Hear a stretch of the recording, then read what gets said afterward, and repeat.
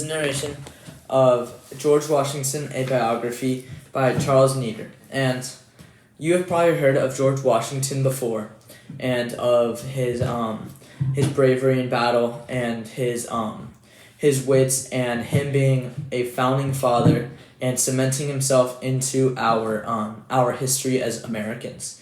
But this is a very thick book, so I would hope that by the end of these narrations, you will have taken away at least one new thing about George Washington that you didn't know before. So, before he was born, his dad's dad,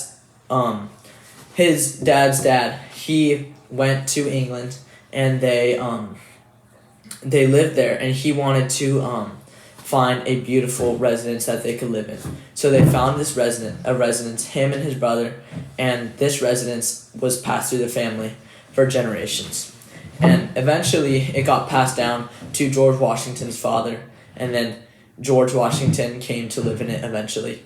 George Washington had a older brother named Lawrence Washington, and he really looked up to his brother. His brother was 14 years older than him, so they were 14 years apart. And so this, he said it drew them closer together than he thought it would.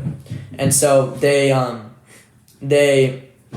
got to know each other, and they said that Lawrence was, he was manly and a militant boy and grown up and very smart. And so while George looked up to Lawrence also looked down to George and realized that he had to protect his little brother no matter what.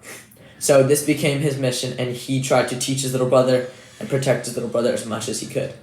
And this really helped George grow up, because just hearing the stories that happened in war, because his brother was a soldier.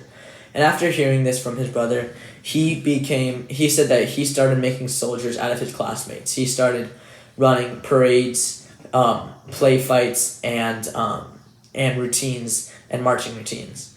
And he was witnessed through the whole school as the general. He was very assertive and dominant in this title that he made for himself at school. He also, as a young boy, was heard to be kind of quiet, but in a way that it said the girls loved. And he was, the way he spoke so softly and it said melancholy, it drew girls to him. And so he, after he went through school, he became a very accomplished young boy and went to Oxford, and he was on his way to becoming the smart general that we know today.